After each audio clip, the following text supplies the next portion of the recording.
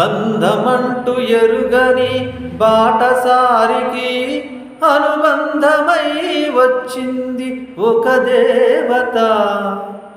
ఆ ఆ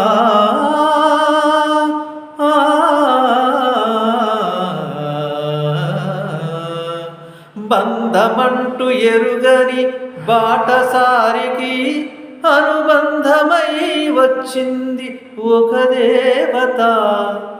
ఇంత చోటులోనే అంత మనసు ఉంచి, ఇంత చోటులోనే అంత మనసు ఉంచి నా సొంతమే అయింది ప్రియురాలిగా.